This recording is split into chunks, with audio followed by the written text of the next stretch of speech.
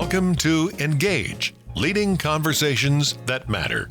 Engage explores Central Florida's issues and culture with new voices, new perspectives, and thought-provoking interviews. Engage is made possible with the support of members like you and inaugural sponsor, JustCallMo.com. Engage is hosted by Sharon Stone.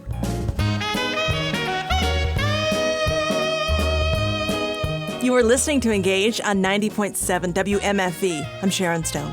Coming up, we'll talk with a widow of a firefighter who died in service to his community and the book she wrote to cope with his loss. And a Florida historian discusses the history of organized crime in the Sunshine State. And later, we'll stop by the Mills 50 district to hear the sounds of the 2024 Lunar New Year parade. First, though, sickle cell disease is the most common inherited blood disorder. It affects approximately 100,000 Americans. The state of Florida records nearly 7,000 new cases every year. The symptoms are excruciating. With some gripping details, Dr. Simone Yuan describes the crippling effects of this misunderstood but devastating diagnosis that stole much of her youth and cut her career short. The Orlando physician co-founded the nonprofit Sickle Cell Medical Advocacy. Yuan joined Engage to share her story. I was born in Guyana, South America, and the medical technology there was a little lagging. So I was not diagnosed at birth like, you hear about in the United States, which is why I lobby for testing at different points in life and not just at birth. But I came to the United States and found out at age 19 that I actually had sickle cell disease, even though I was having symptoms my entire life. So I went through my childhood and adolescent years, writhing in bed, curled up in fetal positions, just at random times, not knowing what was happening to me. I didn't know what my triggers were because I didn't know what my diagnosis was. So, so I actually was on a plane trip and then to Canada. I was coming back to New York. I was in Columbia University at the time, and I landed and suddenly didn't feel well. Turns out altitude matters, right, for sickle cell. And so I landed and ended up in the emergency room, ended up in the ICU, ended up on life support for 8 days, and then found out that I had sickle cell disease and my life was going to change forever going forward. When you were having these moments, not knowing what was happening, what did it feel like for someone who doesn't know what you were going through? First of all, I'm usually in a fetal position. I feel like I'm begging for my life.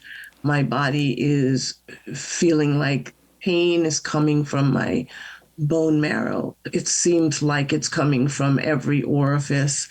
I feel like I can breathe out pain, and I'm begging for my life. I'm bargaining with God. I'm like, I don't know what's happening to me and I feel like I'm dying, but I, then go through this for a series of days and end up still living. And I can't believe you could go through that and still be alive, but, that's what was happening.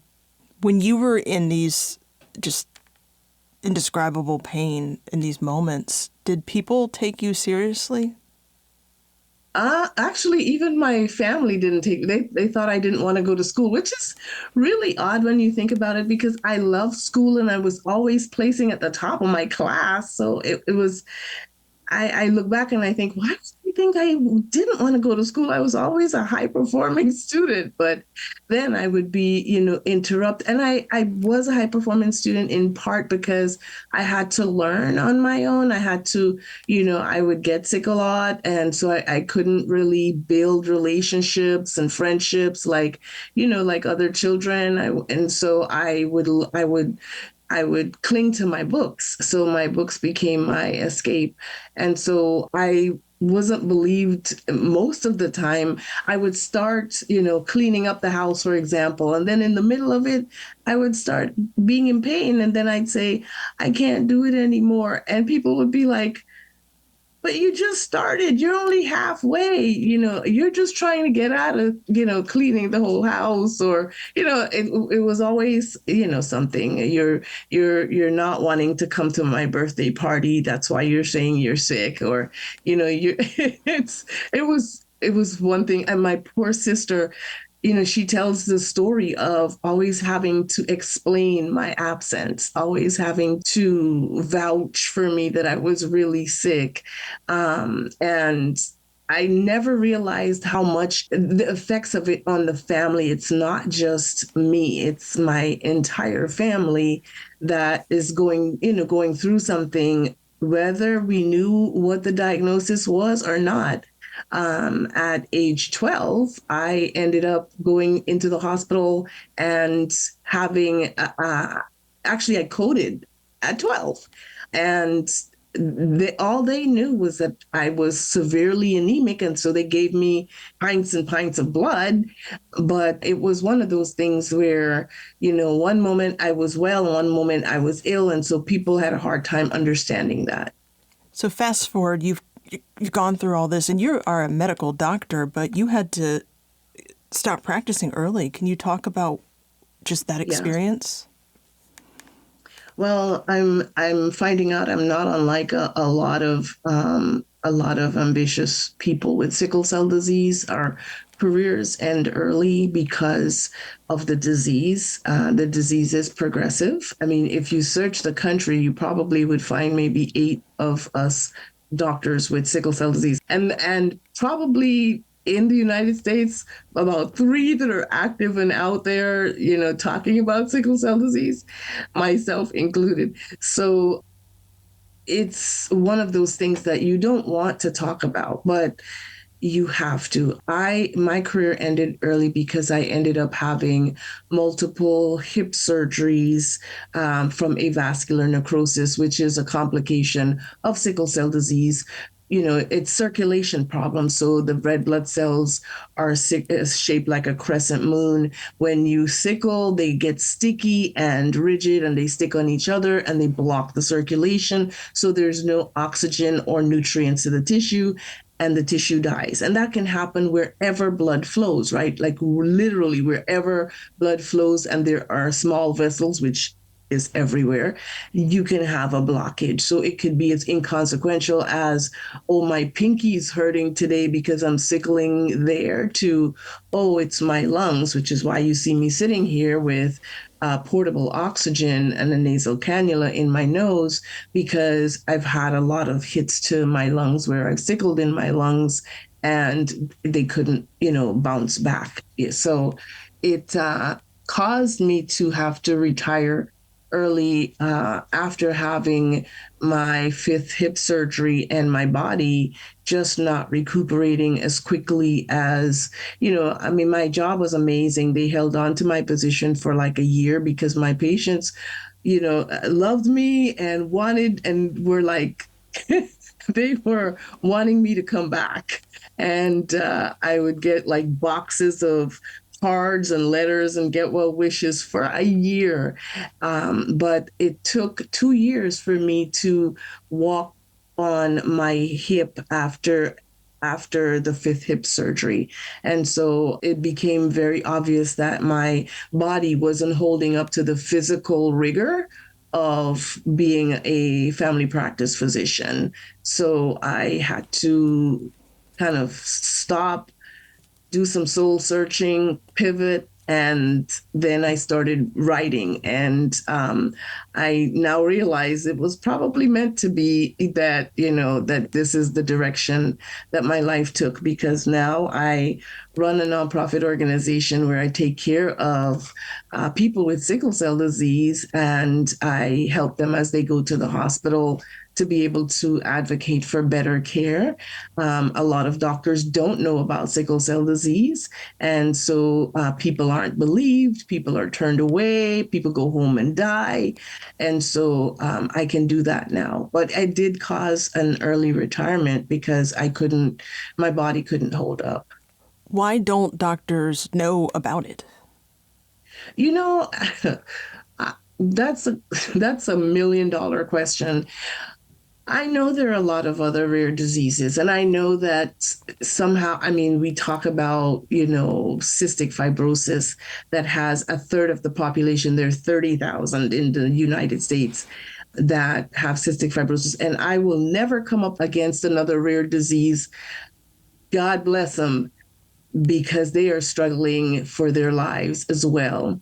But because of sickle cell disease having it's overrepresented by an African American population, right? People of African descent, just because of the genetics of it and where it started.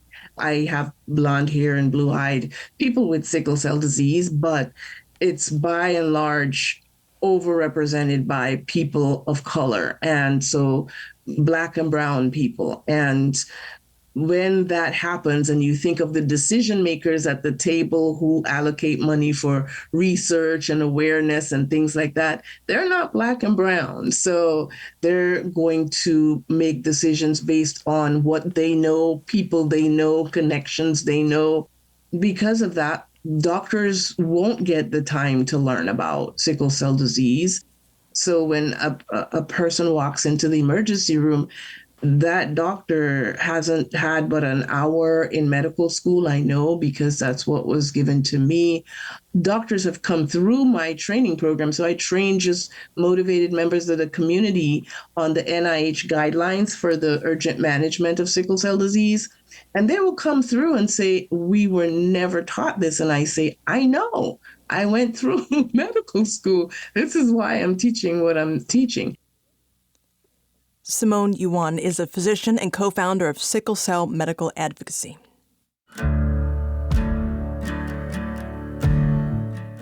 Ahead on Engage, we'll hear from the lawmaker who introduced the bill providing funding for sickle cell research, and later, the history of the mob in Central Florida. I'm Sharon Stone. You're listening to Engage, 90.7 WMFE.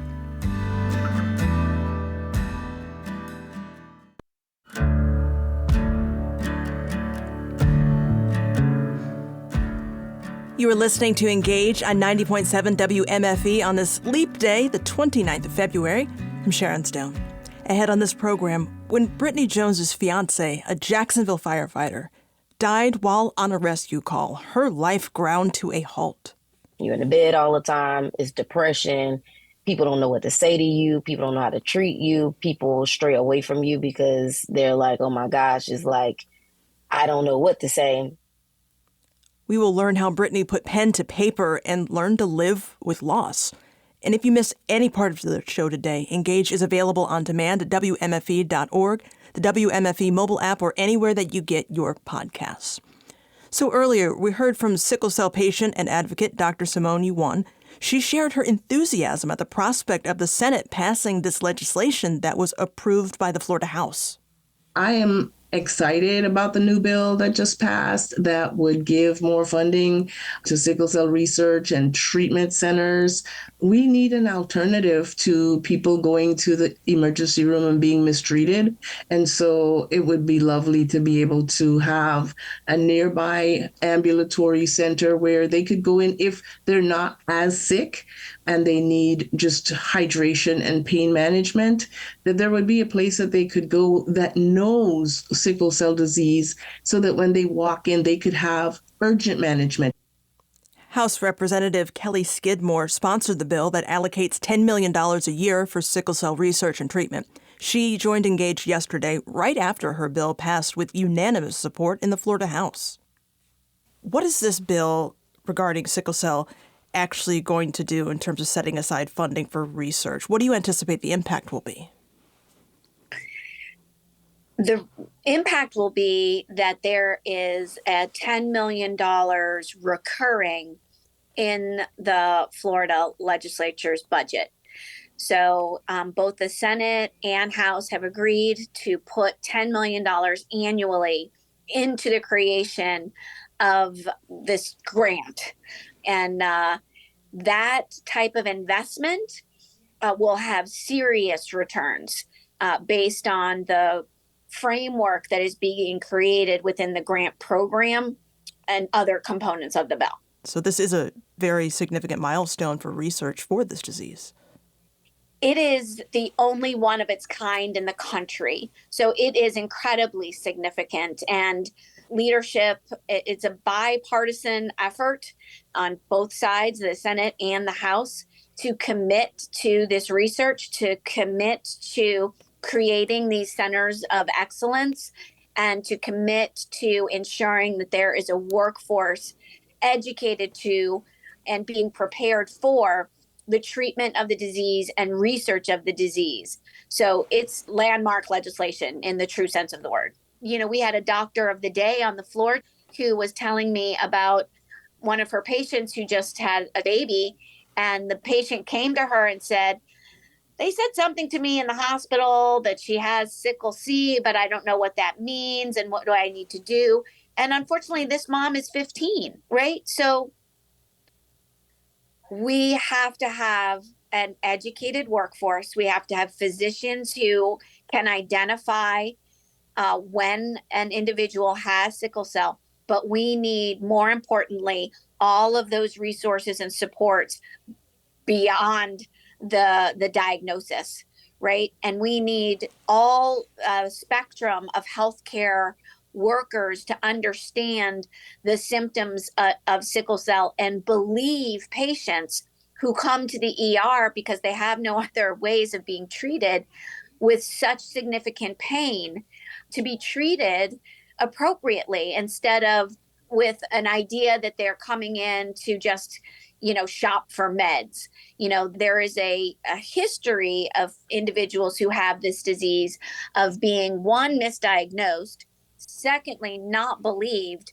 not only that they have the disease, but that they are in the level of physical pain that they are suggesting they're in. And three, that there is a course of treatment for them. We're talking to Representative Kelly Skidmore about the sickle cell disease research and treatment bill. Why is this an issue that is so important to you? I think that when we have science and technology at our fingertips and we don't use it to advance treatment of a disease because it is not one that the majority of the population experiences, we are doing a disservice to humanity. So I live in chronic pain. I have rheumatoid arthritis. I was diagnosed when I was 4 years old. But my treatment has evolved over my lifetime, and I'm able to do all the things that I need to do and live fully in society. You know, I have a full-time job and a family, and I'm in the legislature, and I do all these things because the research has kept up with my disease, right? And that is what we need to make sure we're doing for sickle cell.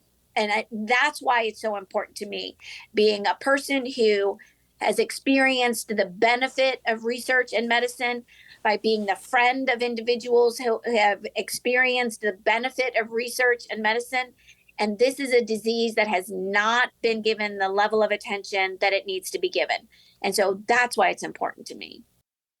That was Representative Kelly Skidmore. The Democrat represents Palm Beach. Central Florida has one of the highest average number of cases of sickle cell diagnosed each year in the country.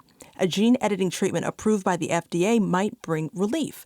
Our health reporter, Joe Mario Pedersen, reported on this therapy. He joins Engage to look at just the impact of advancements on Central Florida. Thanks for your time, Joe Mario. Yeah, of course. Thanks for having me. So give us a sense of just how many people are living with this disease. So Florida boasts a yearly average of about 7,000 new cases a year. That's twice the national average, according to a report from last year by the Florida Agency for Healthcare Administration. South Florida and Central Florida lead the state's average diagnosis per year, according to that report. I spoke to Dr. Asad Sheikh, medical director at Orlando Health Cancer Institute, after this treatment got FDA approval in December. Sickle cell disease is a very common genetic disorder in certain ethnicity, and African American population is number one. And but we are seeing a lot of other ethnicities, Asian and patient from Iran, Iraq. You know, Florida is quite a hodgepodge of all these ethnicities. Joe Mario, let's talk a bit more about the gene editing therapy itself. And you learned it's actually been successful in treating some of the most severe forms of this disease, which we've learned has been just debilitating for people who are literally suffering with it. Yeah, that's right. And what this is really is providing another option. The treatment is a breakthrough against sickle cell, which previously only had one known cure, a bone marrow transplant. CRISPR Therapeutics had the treatment brand name Casgevy approved in the United Kingdom. Sickle cell causes a shortage of red blood cells and a lack of hemoglobin, which grabs oxygen molecules and binds them to cells. As a result, those with sickle cell experience chronic pain. According to CRISPR, Casgevy uses a patient's bone marrow to edit a gene to express a type of hemoglobin and increase that amount of fetal hemoglobin in the body. Okay, so what hurdles actually stand in the way of this treatment getting to people here? Yeah, that's a good question because they are big hurdles. The treatment may not have an immediate impact in the Central Florida area and its large pool of patients. The first limitation is the expense. Casgevy is going for a high price point of $1 million, according to the Health Education England's Genomics Education Program. Other outlets have reported the treatment can cost up to $2 million. According to a report by the American Medical Association, 70% of patients identify themselves as disabled. And additionally, low employment rates have also been reported along with that disabled status. So the report concludes these patients are likely to have lower earnings. It's going to take up several years for an average sickle cell patient to have an access to this type of highly advanced therapy. Additionally, a transplant center is required to administer Casgevy. Only 5 in the state are listed by the National Alliance of Sickle Cell Centers. Orlando Health is not listed, but has a transplant center, I'm told by their staff. But far more will be necessary to make the treatment accessible. Even with the limitations Casgevy has in accessibility, Shake still sees the FDA approval as a huge first step in eradicating sickle cell. Health reporter Joe Mario Pedersen, thank you so much for your time. Thank you for having me.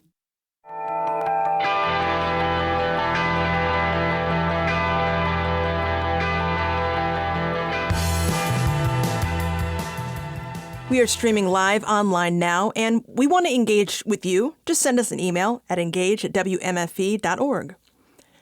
Americans have had this long-held fascination with organized crime. Once crime syndicates operated in the shadows, but the advent of mass media brought the stories from old country Sicilian mafioso to modern-day Mexican drug cartels right into pop culture. I'm sure you can think of several books or movies or shows about it. And Florida actually holds a special place in mob lore. At one time, isolated from the mainland culture of America, yet in close proximity to islands beyond the reach of law enforcement, it started as a haven for gamblers and bootleggers and evolved. Doug Kelly is the author of Sunshine State Mafia, chronicling the rise and the evolution of organized crime in Florida.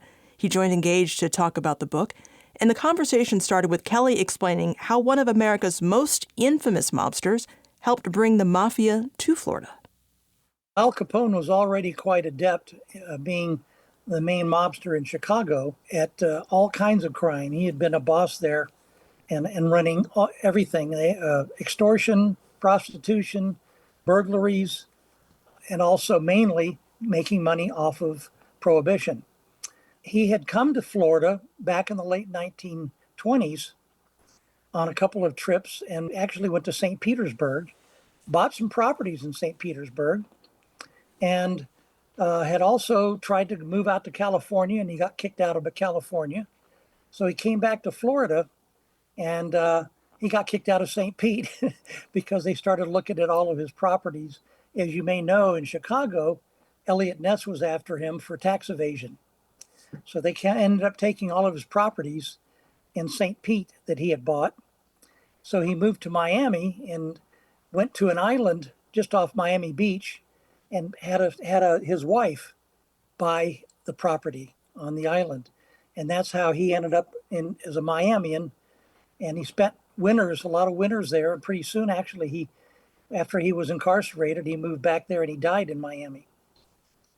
But once he came down, he was also part of the syndicate of hoodlums from all over the world that would meet in the commission, they called it. And it was composed of Dons from New York City, 5 families, and also families in Buffalo and other places. And so he was able to let people know in the New York and other families that the pickings are really good in Florida. You had great weather year round. There was practically no law enforcement whatsoever. I mean, you had sheriffs and county officials, and we had a court system, but they were not used to dealing with organized crime. They were only used to dealing with people who would get drunk or people who would stick up a grocery store, uh, someone who would be involved in assault and batteries, but they had no clue about what to do with people who became full-time criminals and began organizing a whole group of people who would be in charge of different things, just like a military. You had a boss, you had people underneath the general, you had colonels, you had captains, you had soldiers. And that's exactly the structure of a mafia organization. And that happened in Tampa with the Trafficani family. The Trafficante family, can you talk more about just how they rose to the top of this national mafia food chain? What happened was Trafficante Sr. came down first, and he was in New Orleans, Santo Trafficante Sr. He's Cuban, and there was a growing population of Cubans in not only Miami, but also in Tampa and Ybor City. And they came here as cigar makers. And he could relate to them. So he moved to Tampa and got involved with the cigar people and started realizing they weren't making hardly any money. And pretty soon he had cohorts and began a family, a criminal family, mostly with Cubans, but also with a growing number of Latinos and Italians and others. So he had a son. One of his sons was Santo. He named also Santo.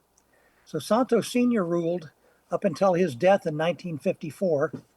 Meanwhile, all this time, his son was being tutored in the ways of the mob, and also even went up to New York City and met with some of the mobsters up there and learned pretty much how to organize a family and make it grow. So around 1954-55, Santo Trafficani Jr. took over the family, and he really made it grow.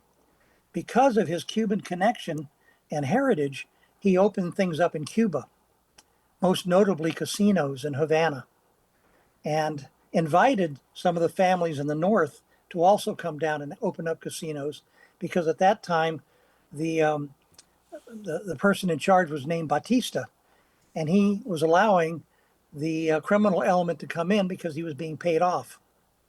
So that's how it started, with also taking part in prohibition, making money that way, but branching out into the gambling business. And that made Trafficante a big player nationally and not just in Florida. In listening to you share that history, I'm sitting here thinking about another important point. The organized crime in Florida isn't just restricted to some Sicilian or Italian mafia. That's correct. As a matter of fact, the main family, or you might say homespun family in Florida, was Cuban based. But indeed, there were hundreds, if not thousands, of Italians taking part in crimes. They would come down and they would associate with some of the local gangs, say in Miami or in Key West, find out what is already taking place, take over by way of threats and having money and being able to bribe local officials, maybe better, being more experienced, if you will, in the ways of how criminal empires are built. So pretty soon, yes, you had an infiltration of people from Italy, Italian mafia, but you also started having other types of mafias come in because of the drug business, especially the Mexican cartels. And drugs were coming in by Santo Trafficante Jr. had actually built with heroin production facilities in the Asia, and he started opening up lines of getting drugs into the state too. And they were making a lot more money with the illegal drugs, as it turned out, than they even were with the gambling. All that ended, the gambling, when Castro took over Cuba in 1959. And everybody who was involved, they lost all of their hotels, all of their money, even though Trafficante was giving money to the Contras with Fidel, with the assurance that if he took over, they could still operate, and he got double crossed and actually imprisoned in Havana and bought his way out of that and got back to the US and never went back. So now you have Mexican cartels, Russian cartels. You've got, of course, the Italians and the Cuban mafia. It's It's still a very burgeoning business in the state of Florida, but not like it was before. We're talking to Doug Kelly, author of Sunshine State Mafia. Our audience is based in Central Florida. Is there Yep. anything you can share about the Mafia's history in this region specifically that may be of interest? There was a fellow by the nickname of the Colonel, Harlan Blackburn, and he had got involved back in the 50s in the Dixie Mafia. There were actually what they called the country cowboys, the southern cowboys, some called rednecks, who actually were based in Mississippi, and they branched out all over the Southeast. And some people like Harlan Blackburn, who was in Orlando, got involved with them.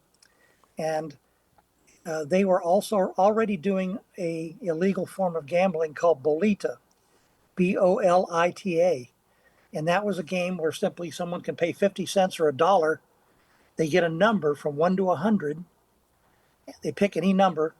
And then every 3 days or every week, somebody would take 100 golf ball sized round structures, number them, put them in a bag, mix them up. Somebody would reach in, pull out a number. And if you had that number, you would win a certain amount of money, $100, $500, maybe more. And it was cheap, so anyone could do it. Well, Harlan Blackburn took that over and built it where he was actually generating somewhere between $100,000 to $200,000 per week with his Bolita game. Of course, that caught the notice of the Traficanis, and so Harlan Blackburn was in cahoots with them in terms of offering him protection from other gangs or anyone else who would try to come in and compete against Blackburn. So he was a major crime figure in Orlando, very colorful, probably behind a murder of one of his lieutenants who he thought was stealing from him. And he got caught, he was imprisoned, came out, got involved in the drug trade, and ended up dying in prison. Doug Kelly is a private investigator and the author of Sunshine State Mafia, A History of Florida's Mobsters, Hitmen, and Wise Guys from University Press of Florida. This is scheduled for release next Tuesday.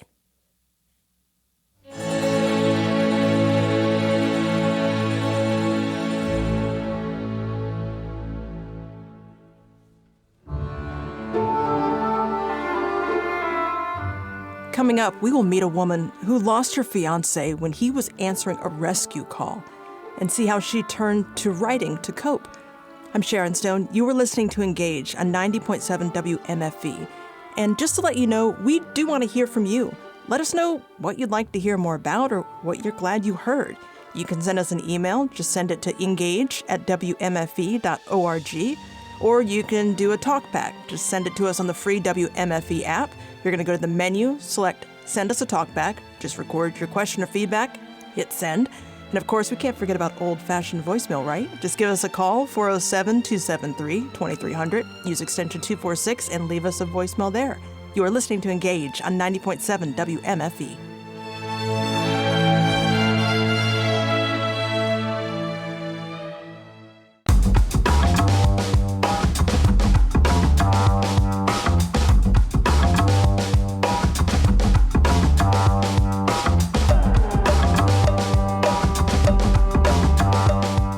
You're listening to Engage on WMFE 90.7. I'm Sharon Stone. Engage is available on demand at WMFE.org, the WMFE mobile app, or anywhere that you get your podcasts. Brittany Jones, a former television news anchor here in Central Florida, wrote a children's book as a love letter honoring her fallen fiancé, Jacksonville firefighter Mike Freeland. After dating several years, Mike and Brittany got engaged in October of 2020. But the bride-to-be never got to walk down the aisle to say I do. Like many couples, her wedding day was delayed by the COVID-19 pandemic, so they moved the date to March of 2022. But Mike Freeland died in line of duty months before on Veterans Day 2021. The 36-year-old's final actions saved a woman's life. Brittany's book series, called Mike the Friendly Firefighter, captures his spirit of helping others, and it's also inspiring kids with positive lessons. She is traveling the state and reaching out to school systems, including Flagler County Public Schools, to share his story. Brittany joined Engage to share her story. We begin with the day Mike passed away.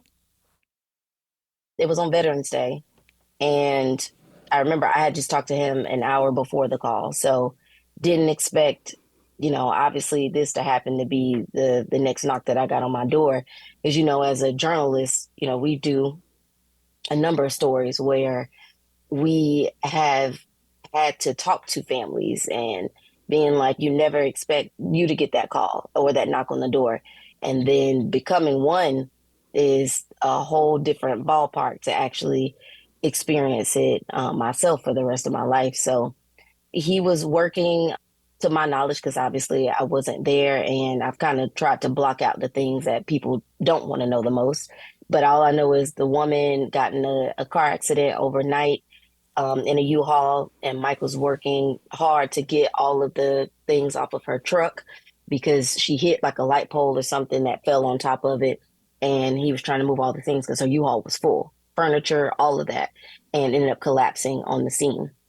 And a lot of firefighters talk about that, like the anxiousness and the mental anxiety that they go through and they experience when they are on a scene and just trying to get to somebody and trying to help them. And just the amount of stress that comes with that job, like you never know how it has an impact on your heart and everything else. So in terms of what I know, that's what I know that happened. But I never read any reports or anything like that because all I know is the answer was the same no matter what happened. But he did save her life.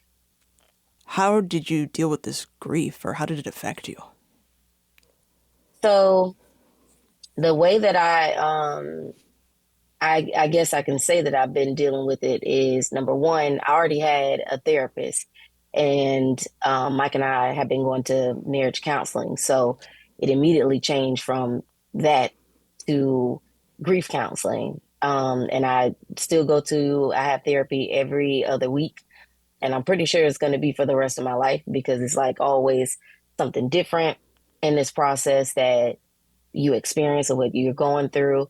And just it's the unimaginable. You're in the bed all the time. It's depression.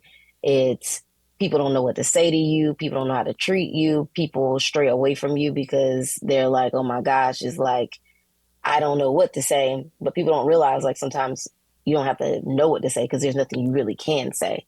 But you can tell somebody you love them. You can tell somebody you're praying for them. Anything you need, I can be there, whatever it is. And I remember what I wanted initially was just a jacket because I was planning like a lot of bride to do like the bridal jean jacket. And so instead I requested patches from every one of Mike's stations and like things that represent him. So I have this tribute jacket with all of his fire stations on it. He loves sneakers, so it's like tennis shoes on it. He loved his Jeep, so it's a Jeep patch on it. So I can definitely see a picture of that, but I just wanted something that just really like represented him. And that was I remember the initial thing of what I just wanted because it felt the comfort of being like wrapped around from him. So the day that would have been our wedding day, I put on my gown and went and took pictures, still had a photo shoot as if it would have been that day. And it was super hard, just like every other day has been hard. But the gift part of it is that his story never dies and that legacy still continues to live on because of so many people who have been impacted by his life. And now that I'm having the opportunity to share his stories through just so many different ways, that is also just a blessing. And one of those ways is a children's book, Mike the Friendly Firefighter. Where did you come up with this idea? So Mike the Friendly Firefighter came about because one day I was talking to one of my close friends and I was like, man, there are so many stories where Mike just went above and beyond the call of duty and he was just always helping somebody and just super special. And I was like, I wish there was something that I could do with these stories. And my friend goes, she's like, why don't you just put it in a children's book? And I was like, And she was like, and call it Mike the Friendly Firefighter. Like, so it stuck because when she said that, and I'm thinking of like officer friendly and the idea of when she just was kind of just rolling it off of her tongue and me actually being like, this could really be something. So I reached out to one of my friends and asked, he had just recently written a book and a children's book, and I loved his illustrations. So I was like, who's your illustrator? And how'd you get to this process? And so he gave me his book coach and all of these people, everything aligned. And I was like, you know what? I'm going to reach out and see. So now this idea was becoming a real thing to me. And I said, I might really be able to do this. And I told her, I was like, thank you so much for like just, being obedient to God and like throwing out the idea and being like, hey, maybe you should just put it in a children's book. And that's where it was birthed. Like I reached out to them, and immediately everybody who I brought this project to and told them this is like my love letter to Mike, they wanted to help in any way they could. They wanted to be a part of it because they knew that it was bigger than just, oh, I wrote a children's book, because I never had writing a children's book on my radar. You couldn't have told me that this is what I would be doing right now. So, writing a memoir, yes, but a children's book, I had no intentions of doing that. It's a real depiction of how Mike lived his life. And I felt like kids, they just needed to be encouraged to be, no matter who you are, to always help someone in need. And that's how Mike lived his life.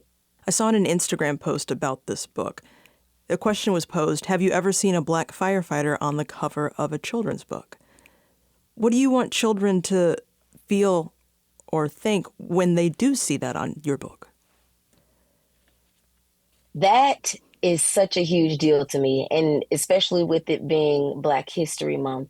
Well, my friend gave me the idea to create that book, and the literal question that you just asked me was what I thought to myself. When have you seen a Black firefighter on the front cover of a children's book?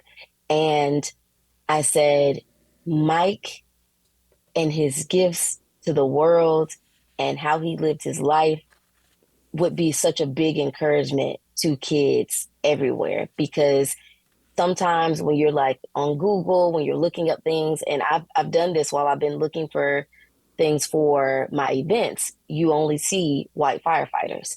And so when people see this book, I want them to be encouraged that, you can live a life of service, dedicate your life to service, no matter who you are. You can make an impact on people, no matter who you are, and to always follow your dreams, no matter what those are. So I pray that every child that sees it, they see themselves in this book. They see themselves in Mike. They see themselves as someone who could always help somebody whenever they're in need, and also just go after the career you want. And there's nothing wrong with, being that person. If you are inspired to be a firefighter one day, I hope that kids see it and say, you know what, I can be a firefighter, because I don't know if Black children regularly see Black firefighters. So Black and brown kids, is even in the book, the little girl, she is Afro-Latina. So I was very razor focused on making sure that there are layers to this book, that everybody sees themselves, and it doesn't just hit one culture,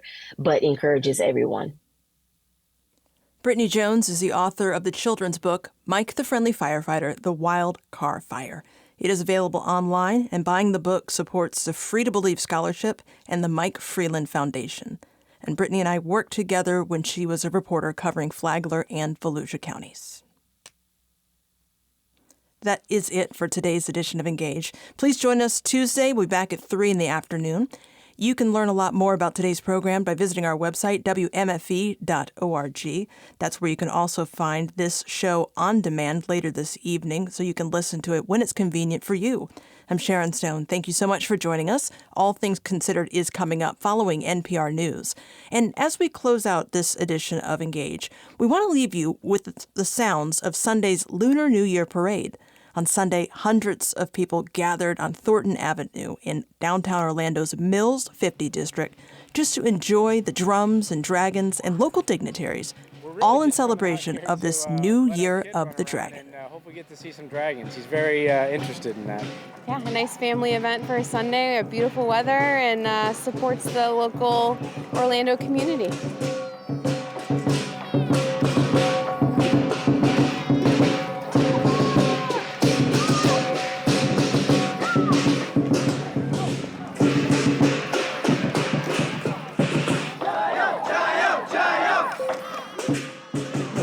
really like the parade. Yeah, it's very nice. You have different groups all coming out to celebrate the event, and you feel very happy about that. Yeah, it's very nice.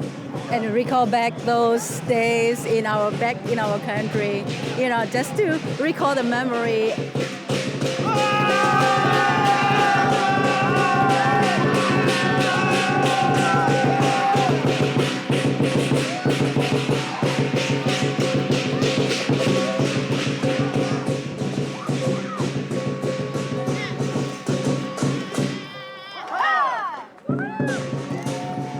Oh, dragon dance. Dragon dance.